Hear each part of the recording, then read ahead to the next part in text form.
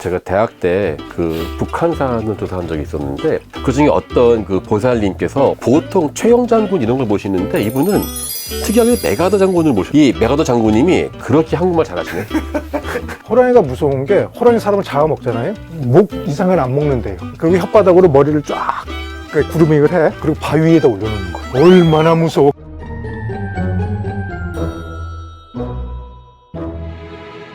예, 여러분 안녕하십니까? 역사의 신비를 찾아가는 고고한 강교수. 예, 오늘은 외롭지 않습니다. 드디어 손님을 모시고 함께하게 되었습니다. 안녕하세요. 저는 국립민속박물관 전시운영과에서 과장을 담당하고 있고요. 민족학 박사입니다. 그래서 여러분들을 또 인사드리게 됐습니다. 고맙습니다. 이건우 박사님 아마 저희 고고한 강교수의 최초의 게스트로 오셨는데요. 사실 전공이 민족학이라고 하는데요.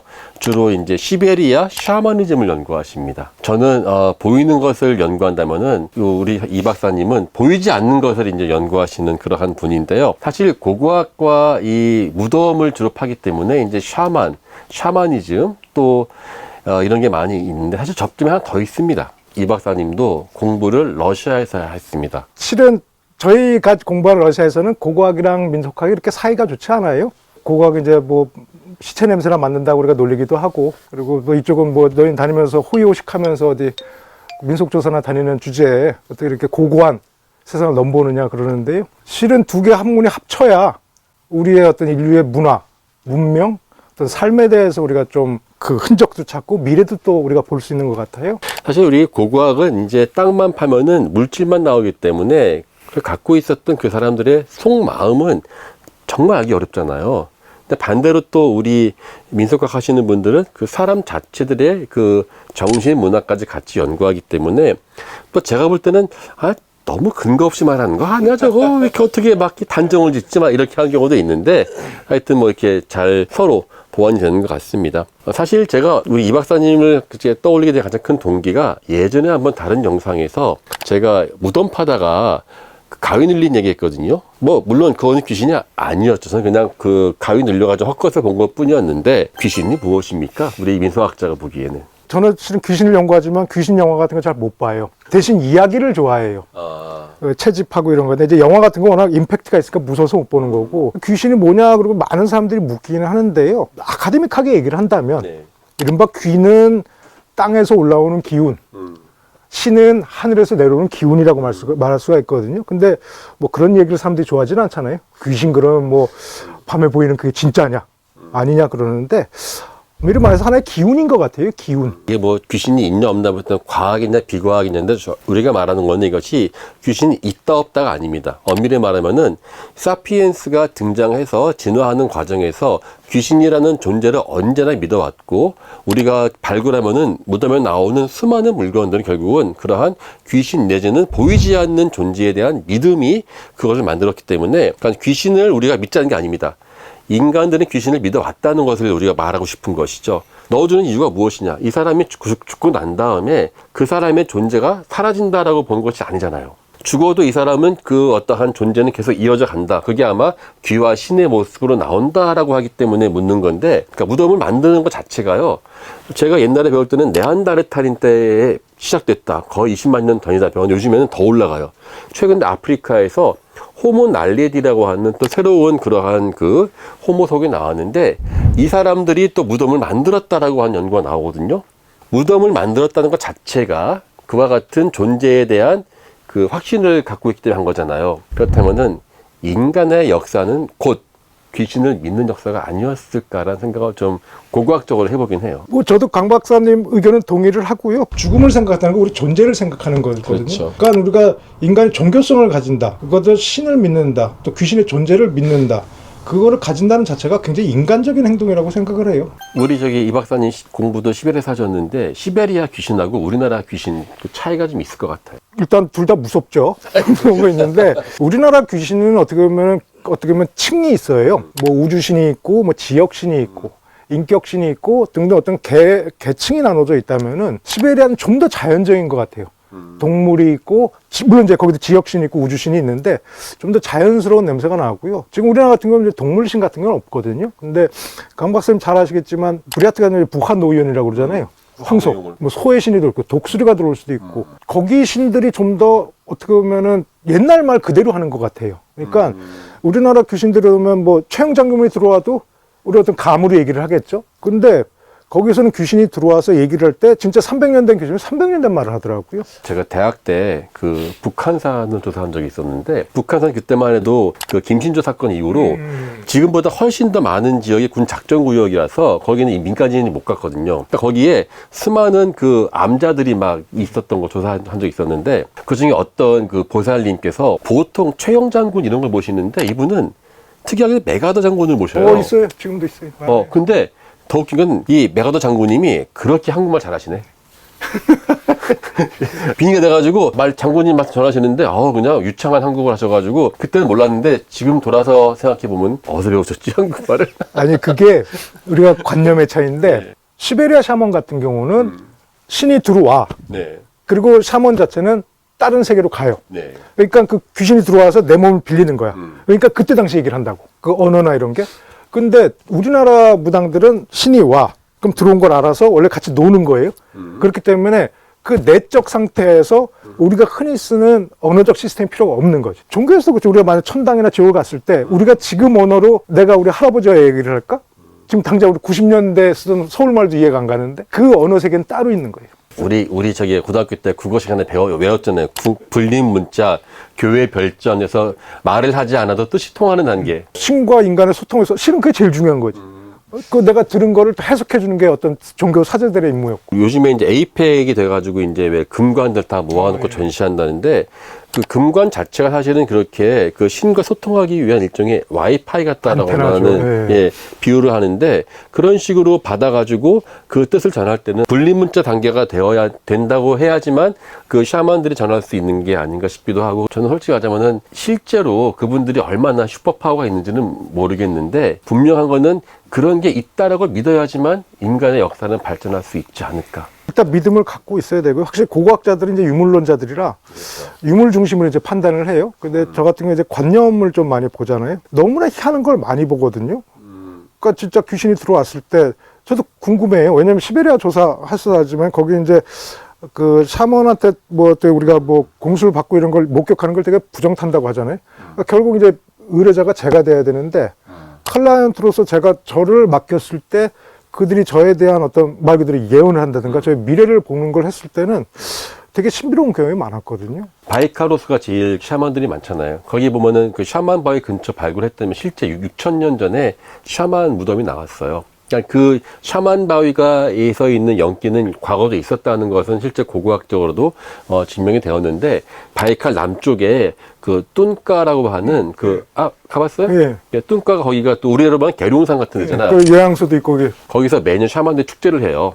거기 내가 이제 조사하러 가는데 같이 갔던 그 브리아트 민속학자가 막 경고를 해요 저한테. 가다가 혹시 머리 아프거나 뭐 좀 어지러우면 얼른 이야기하라고. 당신 그 절대 더 이상 들어가면 안 된다고. 실제로 제 옆에서 몇 분이 버스 안에서 막 거의 혼절하시더라고요. 샤만 이렇게 발처럼 늘어뜨리고 있는데 이렇게 보지도 말고 있는데 누구세요? 보고 막 이거 옷도 한번 이렇게 딱 걸치 입어보고 그랬거든요. 왜냐면 그게 사실은 시베리아 샤먼의 무구가 우리나라 그 세용동검이라고 이야기한 2400년 전에 청동기 시대에 나온 것과 거의 똑같아요.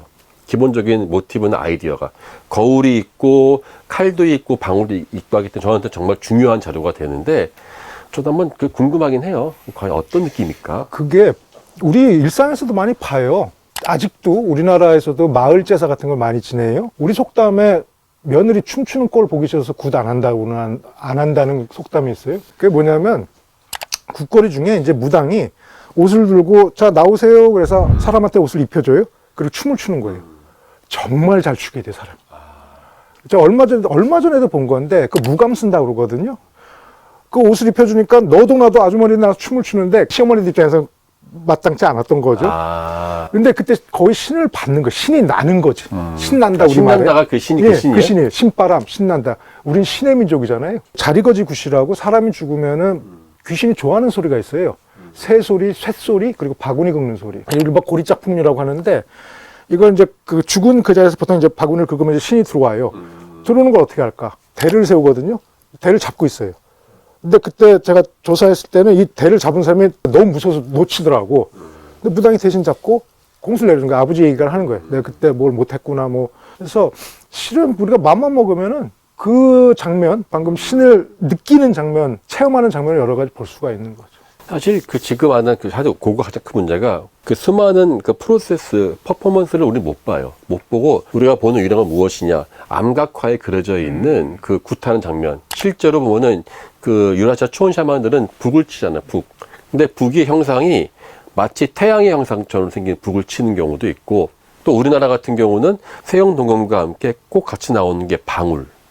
보통 팔주령이라 그래서 8개의 방울이 있는 게 아주 유명한 국보이기도 한데 무당이 쓰는 그 왜 방울 치면서 그분이 오셨어야 하잖아요. 그리고 어떤 경우는 이렇게 장대 위에다가 놓고 치는 그런 방울이 있어요. 그럼 우리 간두령이라고 하는데 아마 부르는 그 아마 제 신도 달랐겠지 해서 내가 그거 한번 되게 해보고 싶었는데 과거에 우리가 무덤에서 발견된 대부분의 청동 악기가 평소에 취미로 치는 게 아니라 제사 때 그 신들을 부르기 위한 그 기재로서 음악을 쓴 거잖아요. 그거 한번 직접 보고 나면 참 좋겠는데 비용이. 저도 발굴하는 거 보면 놀라운 게 우리가 흔히 알고 있는 모든 것들이 대부분 이제 신앙에서 왔다고 저도 생각을 해요. 고구려 벽화 보면 무술하는 것도 있잖아요. 세계수 아래에서. 그렇죠. 그리고 발굴했을 때 이거 나온 것들이 다 죽음 이후를 우리가 염두에 두고 뭔가를 한 거 아니에요? 뭐 검투사 그것도 어차피 장례풍속이었고 삼두마차도 그렇고 지금 동유럽 같은 데 가도 2월달이면 카니발이 열리는데 마차 같은 거 타고 다니는 거 다 상징이거든요. 모든 것이 우리의 행위 모든 건 난 종교적인 행위라고 봐요. 우리 해를 끼치는 귀신도 있잖아요. 실제로.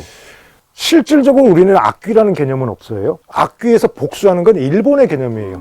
원을 가진 귀신. 근데 우리는 한을 가진 거죠. 특히 처녀 귀신 같은 건 가정폭력이나 그렇죠. 그 어떤 사회적인 폭력에 의해서 죽은 여자들이 원님을 만나. 그 지금 하면 이제 구청에 민원을 넣는 거죠. 그 뭐 복수를 하거나 이런 것보다 법대로. 그래서 우리는 그렇게 되게 유한, 왜냐면 유교적인 영향이 큰 것 같아요. 근데 그 안에서 우리도 틈바구니가 있는데 예전에 한번 방송에 저보다 제일 무서운 귀신이 뭐냐면 저는 창귀라고 그랬어요. 창귀. 창귀는 뭐죠? 호랑이한테 물려 죽은 귀신인데 호랑이 물귀신 공통점이 있어요. 누가 불러 나를. 그러니까 우리 보통 죽음은 어떤 귀신이다 그러면 그 죽은 자와 나와의 관계가 어떻게 보면 타인이죠. 완전히. 물귀신과 창귀라는 것은 어떤 나와 직접적인 나를 홀려서 나를 죽이는 객체가 되는 거예요. 근데 호랑이한테 물려 죽으면은 저승을 못 간다고 그러더라고요. 그래서 옛날 말에 호랑이한테 물려 죽은 집안이랑은 결혼도 하지 말라고 그러거든요. 사람이 죽는다고. 제가 민속방을 첫 조서가 구천제라고 해서 호랑이한테 밥을 먹이는 제사였어요. 그때 조사한 얘기인데 호랑이가 무서운 게 호랑이 사람을 잡아먹잖아요. 목 이상은 안 먹는데요. 그리고 혓바닥으로 머리를 쫙 구르믹을 해. 그리고 바위에다 올려놓는 거예요. 얼마나 무서워. 그래서 옛날 사람들은 호식총이라고 해서 사람이 그렇게 호랑이한테 물려 죽은 자리에 떡시루를 거꾸로 놓고 거기다 쇠젓칼을 꼽아놔요. 맞아요. 호식총 들어. 좀 그러면 이제 귀신이 창귀가 못 나온다고. 근데 그 창귀는 저승을 못 가. 그럼 계속 누굴 불러야 되는 거야. 그래서 옛날에도 어느 집에 사람이 갑자기 저녁 때 배가 고파갖고 밥을 짓는다 이러면 홀린다고 그러거든요. 그러니까 옛날 어른들이 이제 밤에 뻘짓하지 말라고 그러잖아요. 말 그대로.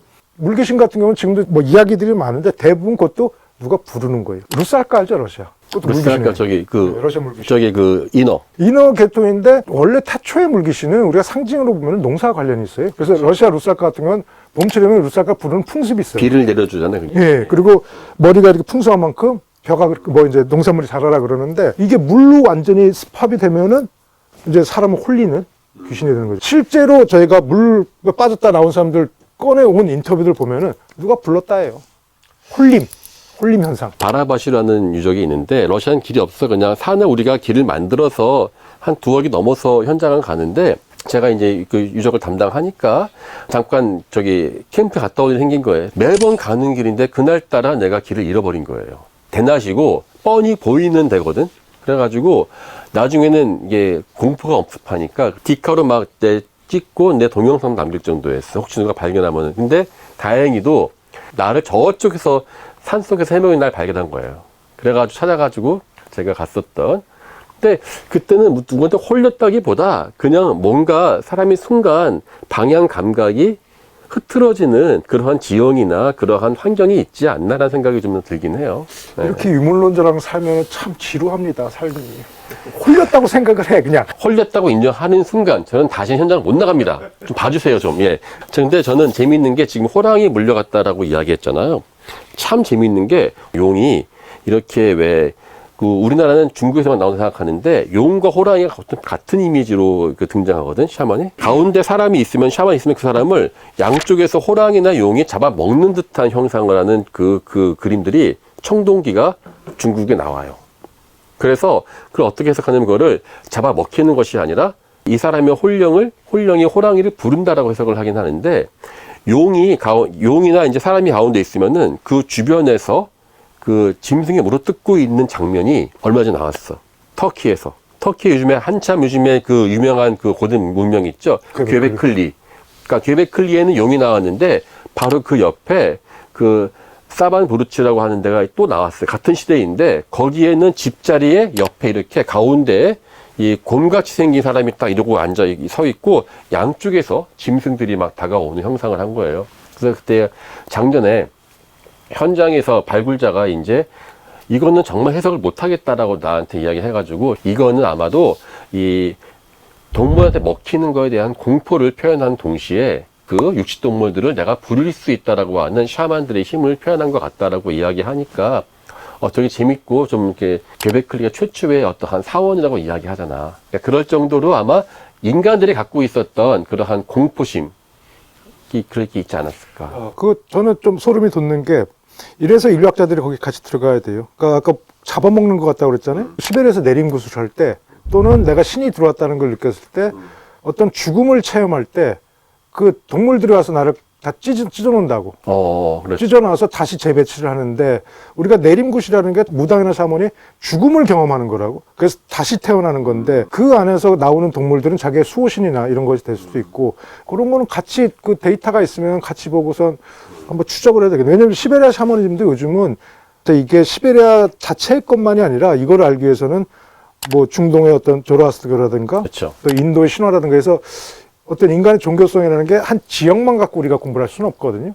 괴베클리가 이제 결국 빙하기가 끝나고 그 이제 갑자기 막 대홍수 시대였잖아요. 물이 녹으면서 사방이 넘쳐 흐르고 사람들은 평생 경험하지 못한 그 엄청난 기후 변화.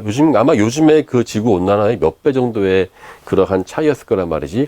그럴 때 이 사람들이 길을 쓰고 모여가지고 종교를 만들고 사원을 만들면서 그 스트레스를 견디지 않았을까. 난 그래서 사실은 그 귀신이라고 하는 현상을 현실의 모순이라는 그러한 어두운 진실과 맞닿아 있는 것이 아닌가. 그러니까는 귀신이라고 하는 것이 객관적으로 있다 없다가 아니라 어떠한 귀신을 믿고 있는가 자체가 그 사람의 어두운 현실을 반영하는 게 아닌가라는 생각을 좀 많이 해. 그 어떤 나의 무의식에 대한 어떤 발현이라고 볼 수도 있는 거고. 어떠한 귀신을 이 사람이 믿고 따라가느냐가 그 사람이 말하지 않는 그 사람의 가장 진실된 모습을 가장 잘 보여줄 수 있는 게 아닌가라는 생각을 좀 하고 특히 요즘에 그 점집이 더 많아지고 있고 귀신에 대한 그 흥미도 많아지고 있잖아. 난 파묘라는 영화가 김고은이 하는 거 있잖아 이거. 그리고 막 흉침내는 거. 시베리아 샤먼들도 있잖아 이거. 약간 이거는 나 같은 사람만 좋아할 거다 싶었는데 1000만을 넘겼더라고. 난 비교적 최근에 봤는데 그 분위기 자체를 그대로 했고 그 얼굴에 상처 내고 이러는 거 우리 굉장히 오래된 흉노의 어떤 그 딱 긁고 막 자기네들 그 영역을 보여주고 그러는데 요즘 하여튼 그 귀신의 시대인 거예요. 귀신의 시대인데 워낙 우리가 물질주의로 가니까 마음 놓을 것은 방금 나의 발현이라고 한다면 다른 모습이라고 한다면 귀신의 의지를 하는 거지. 그래서 지금 무당과 역술인을 합쳐서 110만이라고 그러는데 우리는 정서적으로 메말라 있는 힘들어하는 거를 또 지켜주는 그런 정신의 공무원이 필요한 거지. 나는 AI가 등장하면서 이제 진정한 귀신의 시대가 된다라는 생각을 했었던 게 점집 가면은 날 딱 보고 이미지 몇 개 보고 딱 찔러보는 거죠. 찔러봐서 한마디 해주면 그거 궁금해서 막 풀어내잖아요.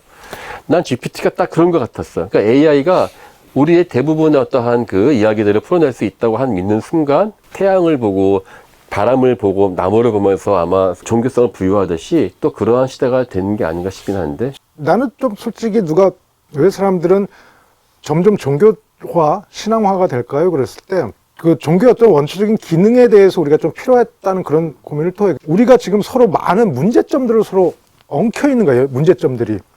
근데 우리는 그거를 나서서 해결하려고 그러는 거지. 근데 사람과 사람 간의 관계, 우리들의 관계, 이거는 도저히 해결할 수 있는 문제가 아니거든. 그럼 이 종교적인 신앙이 우리한테 줄 수 있는 건 뭐냐? 해소를 하는 거지. 예를 들어 학생이 공부를 못해. 공부를 해라고만 할 수 있는 거지 들어갈 수가 없는, 해결할 수 없는 문제. 공부를 못해. 근데 꾸준히 하면서 사니까 더라.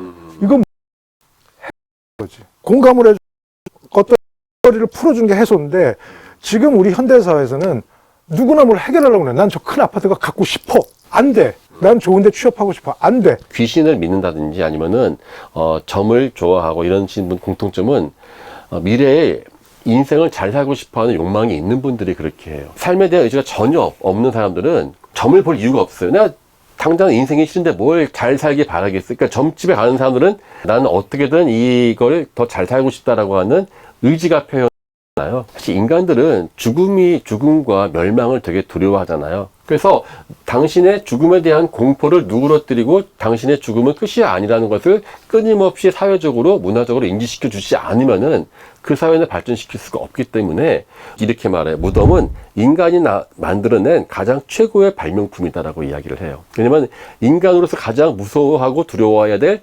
죽음과 소멸에 대한 공포를 무덤 그리고 귀신이라고 하는 존재로서 풀지 않았을까. 전통 문화에서도 무덤을 음택이라고 그러잖아요. 산 사람이 사는 걸 양택. 똑같이 본 거예요. 풍수도 똑같아. 무덤 좋은 곳에 있어야 되는 거고, 햇볕 밝은 데 있어야 되는 거고. 그런데 우리는 하나 더 나가면 묘자리 잘못 쓰면 큰일 난다. 그 시베리아 흉노나 아니면 그 스키 타이 사람들 쿠르간을 만들어요. 고분을. 직경이 거의 100m 이상 되고 높이 10m 이상, 깊이 20m 엄청난 규모인데 그쯤 되면은 우리로 말하면 지관이 땅 잡아줘야 되는데 강 옆에 이렇게 일자로 쭉 있어요. 왜 강 옆에 있을까? 거기 무덤에 들어가야 될 관을 짜야 되는데 나무를 어떻게 들고 와? 다 이거 물 강 따라서 갖고 와야 되니까 이제 그런 식으로 해석을 많이 하고 그걸 가지고 그걸 잘 못 쓰면은 뭐 후손이 벌 받는다. 나도 그건 못 본 것 같아요. 근데 시베리아 같은 데서는 사람이 죽으면 저승을 가는데 그게 모든 게 반대로 돼 있대. 그래서 거기서 이제 탈출하는 사람들이 뭐 물고기를 잔뜩 갖고 왔는데 막상 거기 다 썩어 있고. 그거는 이제 그 전설이 아니라 실제 고고학적으로 많이 나오는 게 우리나라도 있어요. 그 신라 가야에 한 서기 4, 5세기경에 후한 계통의 유물들이 많이 들어오기 시작하는데 그때 독특하게 뭐가 나오냐면 칼이 있는데 칼을 휘어요. 휘어서 집어넣거든. 흉노 같은 경우는 거울을 깨서 넣어요. 파경할 때 쓰는 파경. 그게 거기서 온 거거든. 단어 자체는 당나라 때 시에 나오는 특히 그 부부가 헤어진다는 걸 말하는데 파경 풍습은 그 전에 이미 있고 고구려 같은 경우는 그 무덤에 보면 유물이 안 나오거든. 제사를 지내고 그 앞에서 다 그걸 깨요. 저승은 정반대이기 때문에 온전치 않게 만들어서 넣어줘야 된다. 근데 물론 그러면은 저 같은 고고학자한테는 안 좋아요. 온전하게 좀 이게 저기 잘 나와야 되는데 말이야. 고구려가 다 깨니까 고구려가 별로 유물 볼 게 없잖아요. 어쨌거나 귀신의 시작은 우리가 조상이었고 죽음에 대한 공포 또 그것을 이겨내기 위해 한마디로 삶을 잘 살기 위한 인간들의 자연적인 본능이 아닌가라는 생각을 해봤는데 우리 한번 이 박사님 또 마지막 한 말씀 또 해주시고. 뭐 맞습니다. 잘 보셨고요. 요즘 같은데 이제 점집을 가고 구슬을 하는 사람들의 마음이 예전에는 저는 그냥 공부 차원에서만 봤잖아요. 근데 그 마음이 이제 보이더라고요. 마음씨. 어떻게든 우리가 사는 곳에 좀 더 나은 삶을 추구하는구나. 어느 정도 해소를 하기 위해서 끊임없이 사람들이 노력을 하는구나 했을 때, 이렇게 인류는 이렇게 발전을 해갖고 앞으로 나갔구나. 그래서 요즘은 이런 종교 현상을 공부할 때마다 점점 겸허해지는 것 같아요. 그러니까 무거울 수도 있는 주제였지만, 뭐 하여튼 귀신이라는 게 이렇게 연구할 그러한 주제가 많고요. 또 우리 고고학자들이 발굴하는 많은 무덤들, 그리고 민俗학자가 연구하는 귀신들. 궁극적으로 그 모든 것의 중심에는 저와 여러분 모두의 행복을 바라는 그러한 마음이 있지 않나 하는 생각을 하면서요. 고고한 강교수 마치겠습니다.